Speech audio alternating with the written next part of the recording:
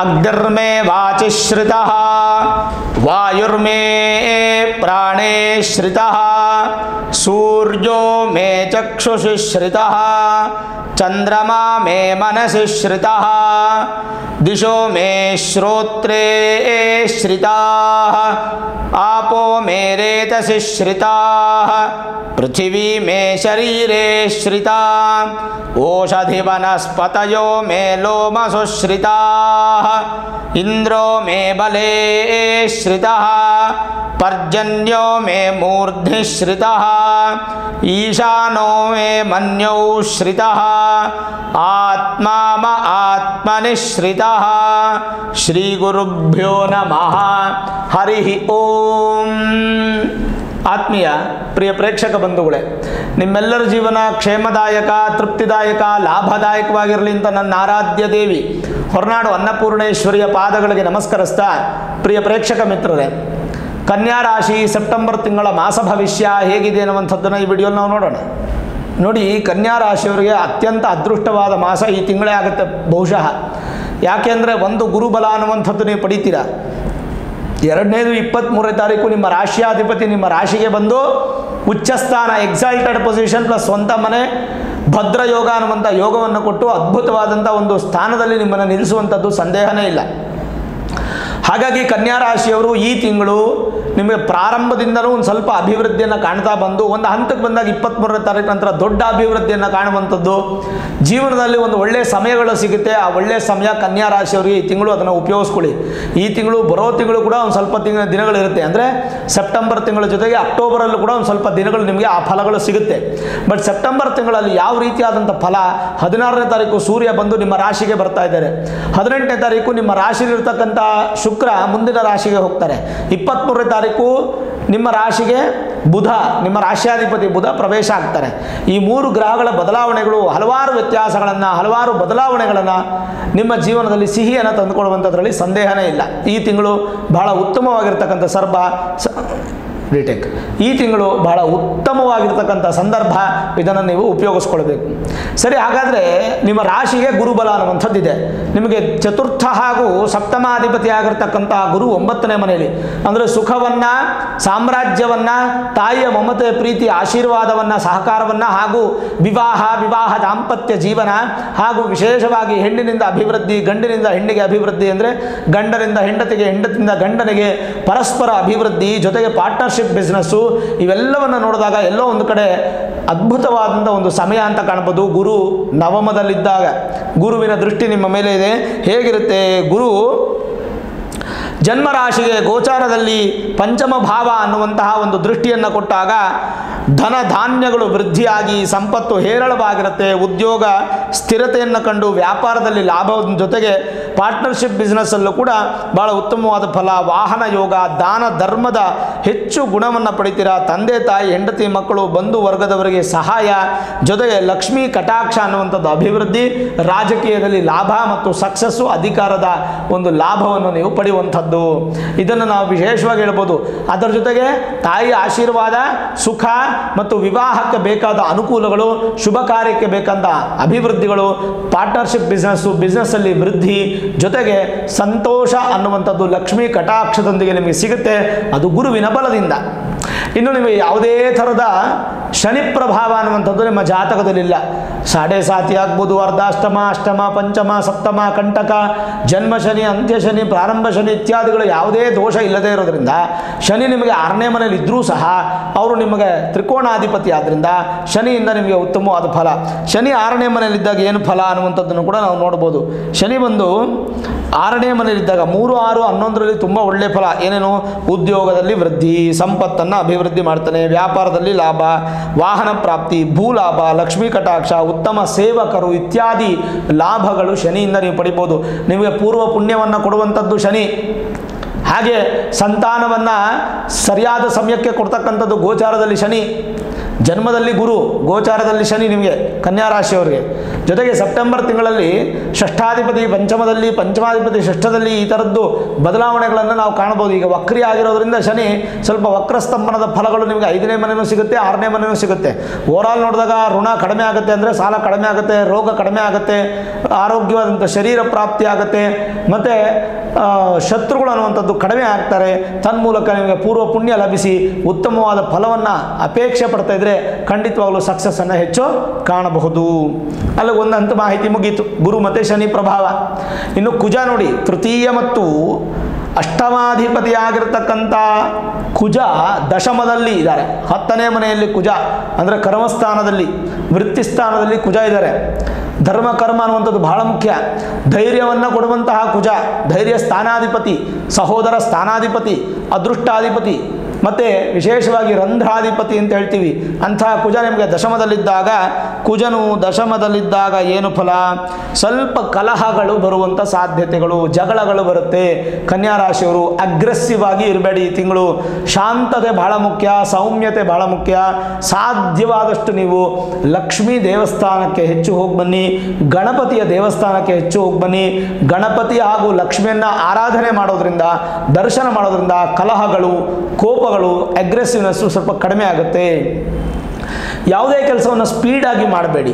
ಸ್ಪೀಡಾಗಿ ನೀವು ಏನೇ ಕೆಲಸ ಮಾಡಿದ್ರೂ ಕೂಡ ಅದರಲ್ಲಿ ನಿಮಗೆ ಅಭಿವೃದ್ಧಿ ಕಡಿಮೆ ಇರುತ್ತೆ. ಹಾಗಾಗಿ ಸ್ಪೀಡ್ ಬೇಡ. ಜೊತೆಗೇನಪ್ಪ ಅಂದರೆ ಸುಖ, ಸೇವಕರಿಂದ ಲಾಭ ಪ್ರಾಪ್ತಿ, ಧಾನ್ಯ ಸಂಪತ್ತು ಉಂಟಾಗುತ್ತದೆ. ಭೂಮಿಯಿಂದ ಮಧ್ಯಮವಾದ ಫಲ. ಕನ್ಯಾ ರಾಶಿಯವರಿಗೆ ಭೂಮಿ ಸಂಬಂಧಪಟ್ಟಂಥ ಬಿಸ್ನೆಸ್ ಮಾಡುವಂಥವ್ರಿಗೆ ಮಧ್ಯಮ ಫಲ, ರೈತಾಪಿ ವರ್ಗದವ್ರಿಗೂ ಕೂಡ ಮಧ್ಯಮವಾದ ಫಲ. ಮತ್ತು ಯಾವುದೇ ಸಂದರ್ಭದಲ್ಲಿ ಯಾವುದೇ ಥರದ ಒಂದು ಭೂಮಿ ಸಂಬಂಧಪಟ್ಟಂಥ ಕೆಲಸ, ವ್ಯಾಪಾರ ಅಥವಾ ಏನೇ ಇರ್ಬೋದು ಕೂಡ ನಿಮಗೆ ಸಾಮಾನ್ಯವಾಗಿರುತ್ತೆ. ಹೆಚ್ಚು ಲಾಭನೂ ಇರಲ್ಲ, ಹೆಚ್ಚು ನಷ್ಟನೂ ಇರಲ್ಲ, ಮಧ್ಯಮವಾಗಿ ಹೋಗುವಂಥದ್ದು ಈ ತಿಂಗಳು ಕುಜನಿಂದ ನಿಮಗೆ ಫಲ. ಇನ್ನು ಸೂರ್ಯ ನೋಡಿ, ನಿಮ್ಮ ರಾಶಿಗೆ 12ನೇ ಮನೆ ಅಧಿಪತಿ ಆಗಿರ್ತಕ್ಕಂಥ ಸೂರ್ಯ 12ನೇ ಮನೆಯಲ್ಲಿ ಇರ್ತಾರೆ. ಎಲ್ಲಿವರೆಗೂ? ವಿಶೇಷವಾಗಿ ನಿಮ್ಮ ರಾಶಿಯ ಒಂದು ಬಲಿಷ್ಠವಾದ ಫಲ ಯಾವಾಗ ಪಡಿತೀರಾ ಅಂದರೆ 18ನೇ ತಾರೀಕಿನವರೆಗೂ. ಸಾಧಾರಣವಾಗಿ 16ನೇ ತಾರೀಕು ಸೂರ್ಯ ಬದಲಾವಣೆ ಆಗ್ತಾರೆ. 16ನೇ ತಾರೀಕಿನವರೆಗೂ ಅಂತಲೇ ತಗೊಳ್ಳೋಣ. 16ನೇ ತಾರೀಕಿನವರೆಗೂ ಸೂರ್ಯ 12ನೇ ಮನೆಯಲ್ಲಿದ್ದರೆ 16ನೇ ತಾರೀಕಿಂದ ನಿಮ್ಮ ರಾಶಿಯಲ್ಲಿ ಇರ್ತಾರೆ. ಸೂರ್ಯ ನಿಮ್ಮ ರಾಶಿಯಲ್ಲಿದ್ದಾಗ ಏನು ಫಲ? ಅಭಿವೃದ್ಧಿಯ ಸಂಕೇತ. ಏನೇನು ಹೇಳುತ್ತೆ ಅದನ್ನು ಭಾಳ ಸ್ಪಷ್ಟವಾಗಿ ಹೇಳ್ತೀನಿ.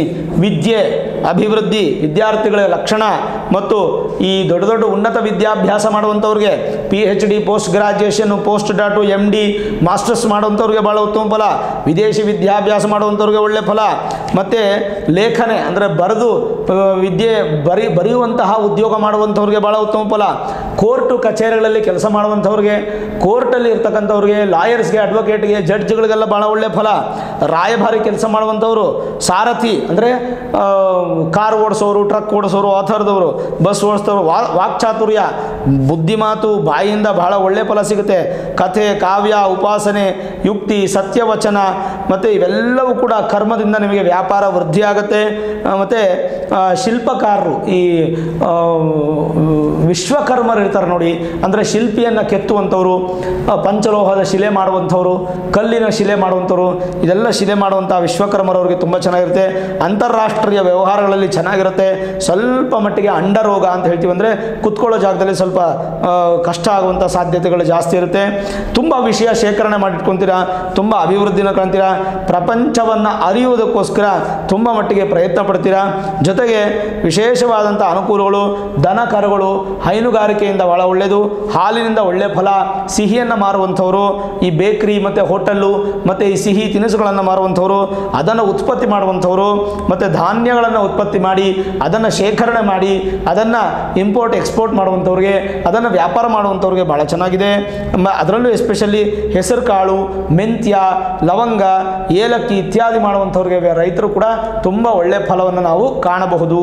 ನೋಡಿ, ಓವರಾಲ್ ನೋಡಿದಾಗ ಎಷ್ಟು ಒಳ್ಳೆಯ ಫಲ ಅಂತ ನಾವು ನಿರೀಕ್ಷಿಸ್ಬೋದು. ಇನ್ನು ನಿಮ್ಮ ರಾಶಿಗೆ ಬರುವಂತಹ ಬುಧ ಇದರಲ್ಲ ಭದ್ರಯೋಗದ ಫಲ, ಅದಂತೂ ಅದ್ಭುತವಾದ ಫಲ. ಏನೇನು ಹೇಳುತ್ತೆ? ರಾಶಿಗೆ ಬರುವಂಥ ಬುಧನು ಸ್ವಕ್ಷೇತ್ರದಲ್ಲಿದ್ದಾಗ ಮನಸ್ಸಿಂದ ಇರ್ತಕ್ಕಂಥ ಸಂದೇಹಗಳು ದೂರ ಆಗುತ್ತೆ, ಮರೆತು ಹೋಗುವಂಥ ಕಾಯಿಲೆ ದೂರ ಆಗುತ್ತೆ, ವಿದ್ಯೆಯಲ್ಲಿ ಅಭಿವೃದ್ಧಿ, ದ್ರವ್ಯಗಳ ಬಲ, ಬುದ್ಧಿಕಲ್ಪ ಜಾಸ್ತಿ ಆಗುತ್ತೆ, ನಿಮ್ಮ ಪತ್ನಿಗೆ ಬಹಳ ಆರೋಗ್ಯಕರವಾದಂಥ ಜೀವನ ಪ್ರಾಪ್ತಿ ಆಗುತ್ತೆ, ವ್ಯಾಪಾರದಲ್ಲಿರ್ತಕ್ಕಂಥ ಕಷ್ಟ ನಷ್ಟಗಳು ದೂರ ಆಗಿ ಒಳ್ಳೆಯ ಫಲ ಸಿಗುತ್ತೆ.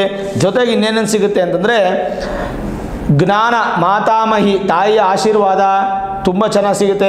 ಕಪಟ ದೂರ ಆಗುತ್ತೆ. ವ್ಯಾಪಾರದಲ್ಲಿ ಅಭಿವೃದ್ಧಿಯನ್ನು ಕಾಣ್ಬೋದು. ಜೊತೆಗೆ ಕೆಟ್ಟ ಕೆಲಸಗಳು, ಕೆಟ್ಟ ವ್ಯಾಪಾರ ಮಾಡ್ತಾ ಇದ್ರಿಂದ ದೂರ ಬರ್ತೀರ ನೀವು. ಪಾಪಗಳು ನಿವೃತ್ತಿ ಆಗುತ್ತೆ. ಪರದೇಶ ಜೀವನ ಪ್ರಾಪ್ತಿಯಾಗುತ್ತೆ.